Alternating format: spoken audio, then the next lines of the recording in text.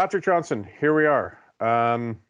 Another week for the Canucks. This is our weekly video where we take a look at what's going on. It's brought to you by Woody's RV. I have to say, we've just been through, thankfully the sun is out today. We've been through a bit of a traumatic time here in BC, and Woody's are one of those companies that have helped out.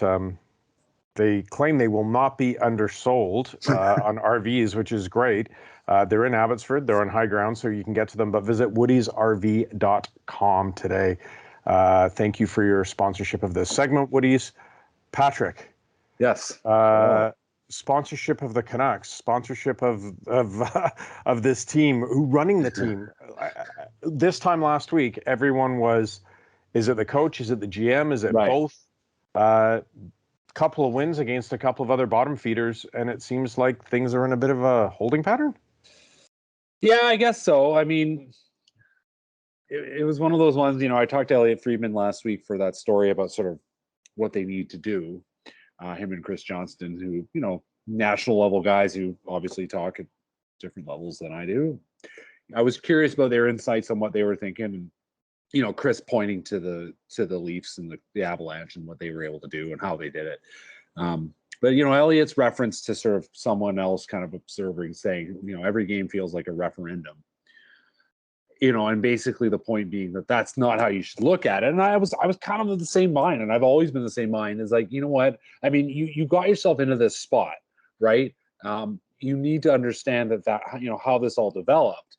But at the same time, like, if you do recognize that you need to change something up, you shouldn't just jump into it. You need to understand what the problem is before you start looking for solutions.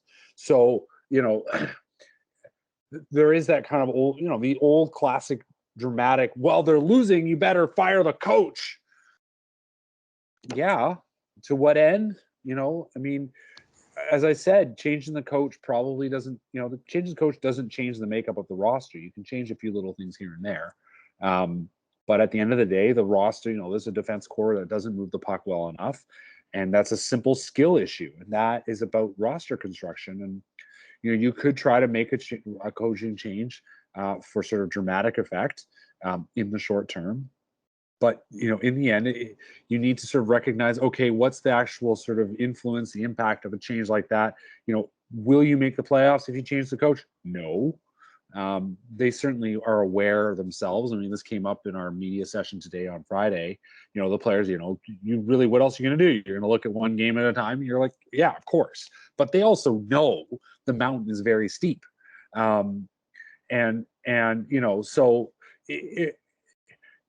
bringing in a new coach isn't going to make that mountain any less steep. And that fundamentally is the issue. So you need to sit down and go, okay, how do we give ourselves a proper chance every year going forward from now on? So, from that standpoint, yeah, okay, they bought themselves some breathing room, maybe emotionally in the broader sense of sort of how we talk about things, how fans talk about things. But in the end, the problem remains, which is the team as constructed was never going to be good enough. And the sort of long-term viability of this roster has huge issues and huge question marks. So, let's just park should they change the GM, because it's an endless circle of despair that we just keep running around. Though it does play into the roster construction. Some pretty strong comment from you there. However, there were a lot of people who at the start of the season were like, no, this team is better. Right. Is it good enough to do more than, go 5 or 6 games in the first round, and then those contracts look like worse and worse as the more those players age. But people were generally in agreement that the team would be better than they've shown. So on that, yes, there's no doubt that this team's weakness for the last 5-6 years has clearly been the blue line. Right.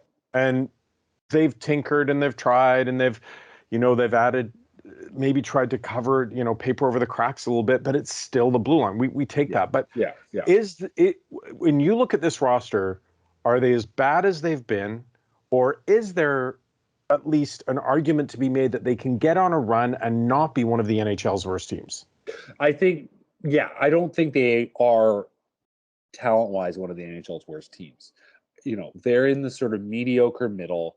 I said that, going into the season, I said that they'd be in a bit of a a bubble, chasing the final playoff spot.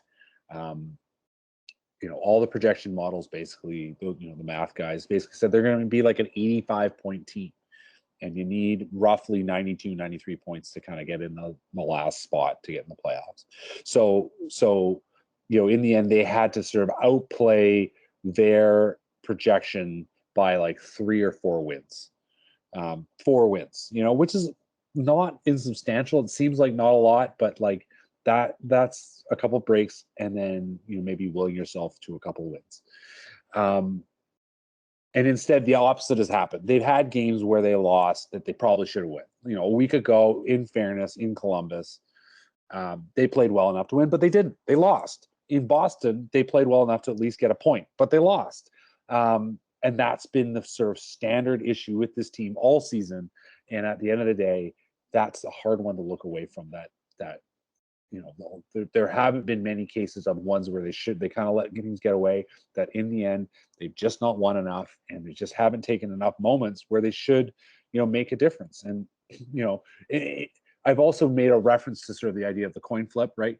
Teams that play in 1-goal games, in general, looking at essentially the history of hockey, and you look at teams that get themselves into a lot of 1-goal games that are sort of that talented, which is a middle of the pack kind of talent. 1-goal games tend to, over the long haul, tend to work out like a series of coin flips, which is that essentially the more coin flips you take, the more it's going to end up being 50-50. So, they've had some unfortunate losses. I think, if you go from that standpoint that they are, give or take, a break-even team, they're going to pick up some wins, in the weeks to come. I mean, obviously they're playing a lot of games at home. They can't possibly be as bad at home as they were in the open season, right? At least that's what you think. Well, let me ask you that quickly, because we are going to run out of time. But maybe they here. will be. My point is, maybe they will be, and they just won't pick up those wins, and they'll just end up being this team that's going to muddle along and ends up being a 75-point team. Well, I think it's a really interesting point, and we consistently put the disclaimer on it: is don't take social media to be representative of the greater fan base, or greater society for that matter. And there's been a lot of this division in terms of the debate back and forth of social media, just because it's a form where people can do that. Right. But we have seen some dissatisfaction before they left on this road trip from the fans. Certainly not en masse people chanting to fire the GM or sell the team or any of these other things which have popped up. Yeah. But playing at home now, they're playing some tough teams, but they are at home for a while. They're at home for most of December. Yeah. Does that help or does that hurt them? Like the game against Pittsburgh, let's say they get down a goal early in the first period, then okay, that's fine. That happens. The second goal goes in. What's the atmosphere going to be like in the building, and how are these guys going to react to that? I do think there is the one factor that could sort of push the narrative forward somewhat in terms of taking steps towards change. Yeah, if things go south, I mean they've got 5 games over the next 8 days, right? So Saturday against Pittsburgh, Monday against the Kings, Wednesday against the Bruins, Friday against the Jets, and then Sunday against the Hurricanes. And the Kings have fallen off some, but are I think an interesting challenge. The Bruins are like the Penguins, have had a middling start, but are still a pretty strong team. Carolina, I think continue to be a cup contender. So you look at all those games. Every one of those games is somewhat challenging. The Canucks could certainly run the table. I don't think that'd be impossible. I just don't think it's likely. But they also could they could lose every one of those games, and they could, as we've seen, something went wrong that they didn't anticipate, shouldn't have gone wrong. But again, in the end, if your team's just not good enough, those things happen a lot, and they can happen in the sequence. I don't think they're going to lose 5 in a row, but 1 game, 2 games here or there, you're right. Like if things start, they just keep doing this, plodding along, winning 1 game out of every 3, as they kind of that they've basically been doing this season. Like fans are going to be frustrated pretty quick. And you're right. There've been some kind of noise about what to do with management and coaching. I think the bigger noise may yet still be essentially sort of how fans vote with their feet. The market's getting soft. The resale market is not as strong. I mean, there's still people going because, we didn't get to do anything last year. People want to go do stuff. At the same time, the emergence of Omicron, you make yourself wonder how nervous people are starting to feel again. And are they going to choose to go to a large arena with a lot of people versus going out for dinner? I find myself wondering if that's another factor that might play into all this as well. While we also may see the factor that came into the Canucks at various other points in their history, whereas I'm going to go see Sidney Crosby. I'm excited about that. I do want to finish, though. Let's talk about, I just find this is a fascinating story for this season, Elias Pettersson. We saw a goal that, again, depends on your point of view on how you look at the fortunes of this team. You go, wow, like that's the Pettersson we know. It's still there. Or you go, wow. That's the Pettersson that we used to see. How come it's not been there? Yeah. Like, it would be one thing if he says his wrist is okay, but, just obviously something's off with him. But that goal was sort of trademark why he had excited Canuck fans to the point that they thought they had an actual superstar in the pipeline. Where is Pettersson for you? He does not look like he's having fun out there. No. What do you expect for him? Is this just a short-term slump, or do you think there's something bigger that's at the core here? I'm not sure about that. I do think that I find it interesting, his deployment the last 5 games. He's not playing a lot. The decision clearly has been made to go with JT Miller, who has been essentially going all season. Bo Horvat, who's your captain, has had some struggles, but I don't think to the level of Pettersson. And they're the top 2 centers right now. And Pettersson's the 3rd center. And I mean, I put it to Travis Green. He just didn't want to get into Pettersson. I think he's had enough talking about him. He just, there's either he fixes it or he doesn't. I guess it's sort of his position. But I said, is there a sense of, you're almost putting Pettersson over in a corner and just let him be and just let him figure it out over there, because they've got these 2 other guys and they're going to lean on them. They're always going to lean on Horvat, but they're going to try to lean on Miller. And those guys are going to kind of carry the bus offensively for now. And Pettersson is just going to, we'll let him. We're just not going to lean on him, and we're not going to put any pressure on him. And hopefully he just figures his way out. That's what it looks like to me.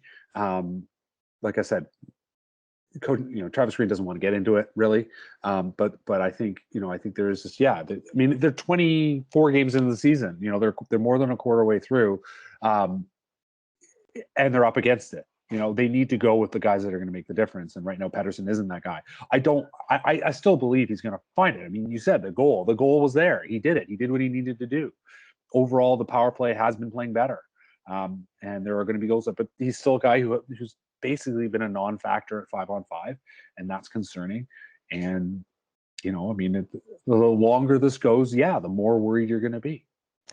Damn you, Patrick Johnson, for bringing up something that I could argue about for 20 minutes when I have a meeting looming in a couple of minutes. The idea that the coach would park your true superstar in a corner and let him try to figure it out. That's the Barry Switzer approach. Emmett, Troy, Michael, go do it. I don't have to do anything. I'll sit here and hold a clipboard. I didn't mean it in that sense. I meant more like, we're going to put you in a place where you can play in a role where there's just no pressure. But he's your top player. You're not going anywhere until he gets going. You're the coach. Figure it out. Yeah. That's what you're getting paid for. But maybe we can see how this next week goes, and then we'll argue about that. Maybe we won't even utter the word benning next week in the playoff in the video. Yeah. Thank you, Patrick, for your time. Thanks to everyone for tuning in, listening, watching, whatever you're doing. Not much to watch here.